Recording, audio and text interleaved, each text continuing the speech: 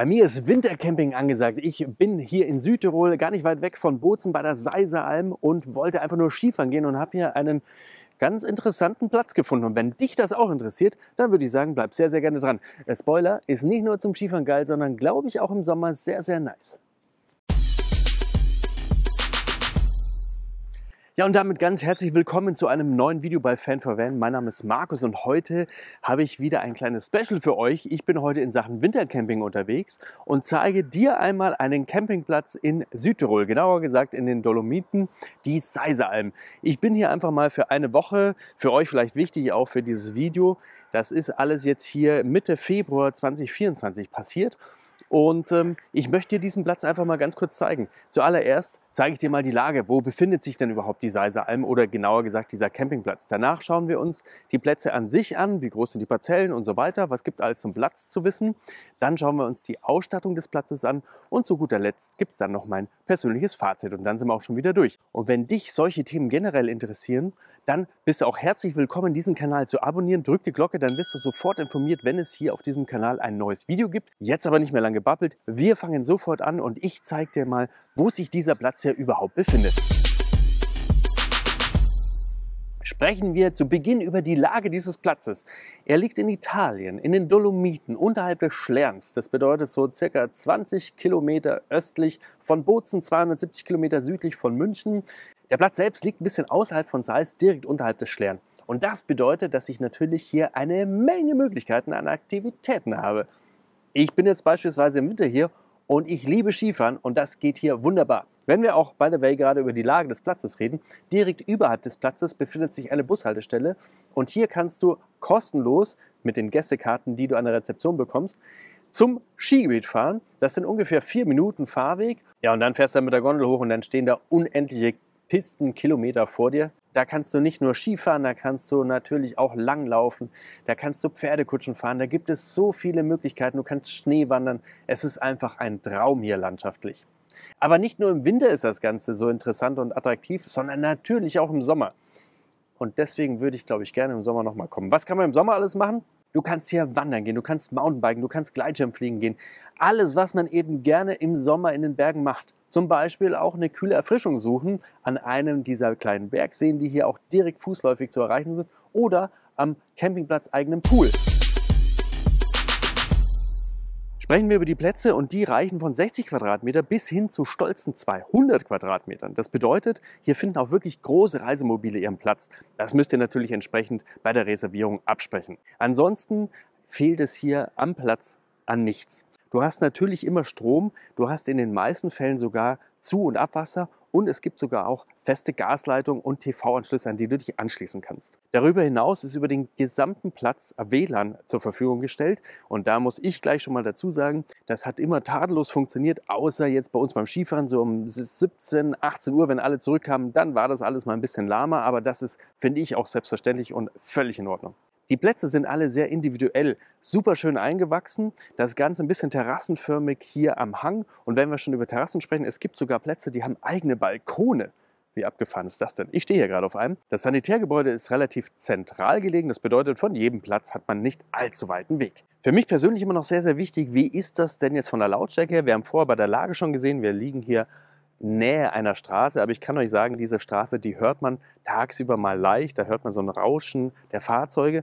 Nachts, muss ich sagen, ist es hier absolut mega ruhig, man hört maximal das Rauschen des Baches. Ja, und was fehlt noch, wenn wir über die Plätze reden? Natürlich der Preis. Und den schauen wir uns jetzt mal genauer an. Ja, und der Preis, der variiert natürlich je nachdem, zu welcher Jahreszeit man kommt und welche Kategorie man bucht. In meinem Fall war es Mitte Februar die Kategorie C, das bedeutet, für mich waren es 58 € pro Nacht. Und dazu kamen dann auf alle Fälle nochmal die Umweltbeiträge und die Ortstaxe sowie den verbrauchten Strom. Ein Mietbad, das gibt es dann ab 11 € bis zu 33 €, je nachdem, welche Jahreszeit und welche Größe des Badezimmers. Das bedeutet zusammengefasst, die günstigste Nacht, die man bekommen kann, beträgt 34 €, die teuerste 81 plus der genannten Zuschläge. Sprechen wir jetzt über die Ausstattung dieses Campingplatzes. Und einer der wichtigsten Punkte, wie ich meine, der ist hinter mir, der Schlern. Denn direkt unterhalb ist hier dieser Campingplatz und das macht diesen Campingplatz einfach so wunderschön. Aber jetzt konkret auf die Ausstattung, auf die ihr wartet. Beginnen wir mit den sanitären Einrichtungen. Hier gibt es direkt zentral gelegen, ich habe schon angesprochen, eine sanitäre Anlage unterhalb des Campingplatzes. Das ist irgendwie so quasi in die Erde reingebaut. Ist schon mal besonders und nimmt damit auch keinen Platz weg. Das Ganze ist alles super sauber. Ich habe mir die Duschen angeschaut, die Toiletten angeschaut.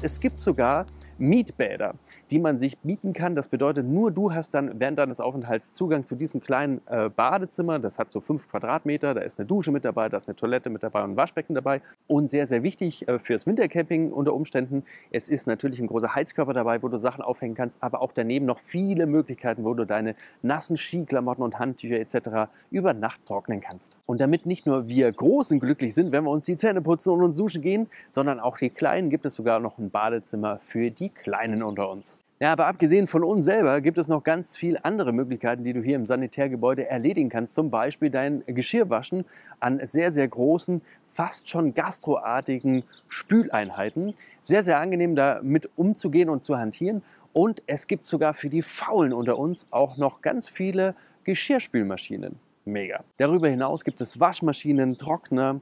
Es gibt natürlich eine Entsorgung für die Chemietoilette. Einmal, wenn du es händisch machen möchtest, aber es gibt auch einen Automaten dafür. Und damit sind wir eigentlich mit dem Sanitärgebäude fertig. Aber das war es noch lange nicht mit der Ausstattung. Es gibt hier noch einen kleinen Minimarkt. Da kann ich aber gleich schon vorweg teasern, das wird sich ändern, denn hier ist gerade alles im Umbruch, es wird neu gebaut. Das bedeutet, hier wird eine neue Rezeption entstehen, wenn du wahrscheinlich hier diesen Platz mal besuchen solltest. Und es wird auch einen neuen Minimarket geben. Das Ganze wurde jetzt vorab direkt an der Straße angelegt und hingebaut. Und was dann aus dem Minimarkt wird, das weiß ich noch nicht genau. Ich persönlich könnte mir vorstellen, dass damit das Restaurant vielleicht erweitert wird. Das muss mega, mega gut sein. Dieses Restaurant gehört ja auch zur Ausstattung. Konnte ich aber leider nicht testen. Ich gehe wahnsinnig gerne essen, aber das hat Winter leider geschlossen. Für mich schon wieder ein Grund, im Sommer nochmal herzukommen. Wir haben also den Minimarkt angesprochen, wir haben das Restaurant angesprochen, aber es gibt noch einen ganz wichtigen Punkt, den ich hier nicht vergessen darf. Und das ist der Pizzaautomat, beziehungsweise die Pizzaautomaten. Es gibt hier 2 Pizzaautomaten. Und ich konnte mir das nicht vorstellen. Ich weiß nicht, wer das von euch kennt. Schreibt das gerne in die Kommentare. Ich kannte das nicht. Du zahlst 10 € und dann kommt nach, ich glaube, 3 Minuten unten eine fertige Pizza raus. Ich habe das mit einer Pizza ausprobiert, weil ich es mir überhaupt nicht vorstellen konnte, weil ich einfach neugierig war. Und ich sag mal so, ich habe mit was Üblen gerechnet, aber dafür war es überhaupt nicht schlecht. Es war jetzt nicht die Pizza, die du dir beim Pizzabäcker direkt holst. Es war so dazwischen. Und dafür als Notlösung finde ich es richtig cool. Dann hat es einen großen Spielplatz, für mich wahnsinnig wichtig. Gerade beim Skifahren super spannend. Es hat einen eigenen Skiraum, wo du deine Ski unterstellen kannst. Der ist riesengroß und deine Skischuhe werden sogar beheizt und getrocknet über die Nacht. Also auch alles wunderbar. Das übrigens alles direkt unterhalb der Bushaltestelle. Es gibt eine Privatsauna. Das bedeutet, die kannst du für dich exklusiv buchen oder für deine Familie natürlich. Und da ist ein Ruheraum dabei, da ist eine Dusche natürlich dabei mit Schwallbrause etc., was halt dazugehört in den Saunabereich. Es ist eine Toilette dabei und es ist natürlich auch die Sauna mit dabei. Das Ganze kostet, nagelt mich jetzt bitte nicht fest, ich glaube für so 1,5 Stunden jetzt in der Winterzeit so 40 € und dann hast du da dein eigenes Paradies nur für dich und kannst dich wieder richtig schön aufheizen. So, jetzt lass mal überlegen, was gibt es denn noch bei der Ausstattung? Natürlich zum einen den Müllraum, hier kann man ordentlich und einfach trennen und zum anderen natürlich die Ver- und Entsorgung für dein Fahrzeug. 2 Stück an der Zahl, alles sehr großzügig gehalten und super sauber. Zwischen dieser Station und dem Campingplatz befindet sich übrigens noch ein Stellplatz für Kurzentschlossene ohne Reservierung. Und dann gibt es natürlich noch die Zeltplätze und auch hier fällt auf: Liebe zum Detail. Und das sieht man schon hier bei der Strombox. Aber generell ist hier auf der gesamten Zeltwiese findet man immer wieder so Unterschlüpfe, wo man sich einfach hinsetzen kann, wo man zusammen essen kann, wo man zusammen Spiele spielen kann. Und das ist alles sehr, sehr schön gemacht, wie ich persönlich meine. Ja, und dann last but not least, und das will ich auch noch erwähnen, Hunde sollen hier zwar nicht überall hinkacken, das ist klar, aber die sind herzlich willkommen und es gibt auch für die Hunde sogar einen extra Waschraum. Naja, also was kann ich jetzt zu meinem persönlichen Fazit sagen? Ich fange mal mit dem Negativen an. Und damit rede ich jetzt gar nicht über den Preis. Ich weiß, manche werden jetzt unter die Kommentare schreiben, der Preis ist eine Frechheit und das gibt es ja gar nicht. Was ist Camping heutzutage noch? Die anderen werden es total feiern. Preis will ich gar nicht persönlich darauf eingehen. Das muss jeder für sich selber ausmachen. Diskutiert das super gerne unten in den Kommentaren. Dazu will ich mich persönlich gar nicht so äußern. Was ich allerdings schade finde, ist, dass du, wenn du das alles vorab reservieren möchtest, du teilweise 7 Tage buchen musst, um überhaupt die Reservierung zu bekommen. Ich habe auch gelesen, 5 Tage, das war jetzt bei mir nicht möglich. Ich habe aber ehrlicherweise jetzt auch nicht genauer nachgefragt. Also du kannst mal nicht schnell über ein Wochenende oder verlängertes Wochenende hierher kommen. Oder kannst du schon, aber du zahlst ja dann immer 5 bis 7 Tage Minimum. Und das fand ich so ein bisschen schade. Das wird mich hemmen, im Sommer einfach mal hier vorbeizukommen, weil du, naja, wie soll ich sagen, also gerade auf der Durchreise Richtung Süden oder auch wieder zurück ist das natürlich ein mega Zwischenstopp. Da will ich jetzt aber nicht 7 Tage bleiben, da reichen mir wirklich 3, 4 Tage, ist da enough. Und das wäre für mich super cool. Jetzt kannst du sagen, naja gut, du kannst oben auf den Stellplatz fahren, den wiederum kannst du aber nicht reservieren und noch viel schlimmer, da kannst du dann wieder nicht den Swimmingpool mit benutzen. Also das ist das Einzige, was ich nicht so geil finde hier. Ansonsten muss ich sagen, wow. Was mir richtig gut gefällt, ist, dass der Platz eben schon, naja, den gibt es schon lange. Und zwar genau 50 Jahre habe ich erfahren. Und das merkt man dem Platz an. Und das meine ich aber nicht negativ, sondern es ist alles wunderschön eingewachsen. Es ist ja alles mit Liebe aufgezogen worden in den letzten 50 Jahren. Und das erkennt man wirklich. Klar, es sind viele Sachen in die Jahre gekommen. Man sieht es aber nur am Design, ja, dass das alles schon älter ist und dass das jetzt nicht mehr alles super modern ist. Die Qualität wiederum ist von allem mega gut. Es ist alles super sauber und deswegen fühlst du dich hier, also oder ich mich hier, mega wohl. Und für mich ist völlig klar, ich muss hier im Sommer nochmal herkommen. Ja, also soweit zu meinem persönlichen Fazit. Ich werde hier auf alle Fälle wieder herkommen. Ich finde, Preis-Leistung stimmt. Hier wird Wert auf Qualität gesetzt.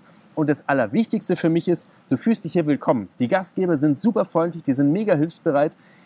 Der Service, dass du hier ankommst und dann wird dir das Brett gebracht, damit du nicht gleich mitten in die Siffe steigst, obwohl eigentlich gar keine wirkliche Siffe vorhanden ist, dass deine Ski in den Skiraum gebracht werden.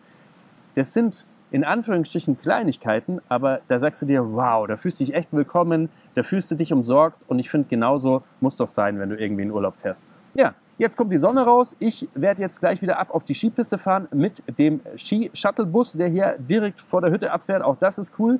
Und werde mir noch ein bisschen die Sonne auf meine Haut ballern lassen und das alles auch genießen. Ja, und du kannst gerne noch Fragen stellen, wenn du noch Fragen hast. Wenn ihr Bock habt, dass ich hier im Sommer auch noch mal ein Video drehe, dann lasst es mich auch sehr, sehr gerne wissen. Bei den Fragen will ich natürlich versuchen, so schnell wie möglich zu antworten. Naja, und wenn ihr sagt, wow, cool, vielen Dank für diesen Campingplatzbericht, dann lasst sehr gerne ein Like da. Das würde mich mega freuen. Ich habe anfangs schon gesagt, wenn du total wild bist und keiner dieser Filme mehr verpassen willst, dann abonniere sehr gerne den Kanal und drück auf die Glocke, denn dann wirst du sofort informiert, wenn es hier wieder ein neues Video rund um das Thema Camping gibt. So, und jetzt würde ich sagen, ich ab auf die Piste, du machst hier weiter rum, schreibst Kommentare, wie auch immer. Und ich wünsche dir jetzt, egal wohin auch immer du reist, immer wunderschöne Touren. Das Wichtigste ist, kommt gesund und glücklich wieder zurück, dann sehen wir uns beim nächsten Mal wieder. Ich bedanke mich fürs Zusehen. Servus! Hätte ich mir jetzt ein bisschen schneller erwartet.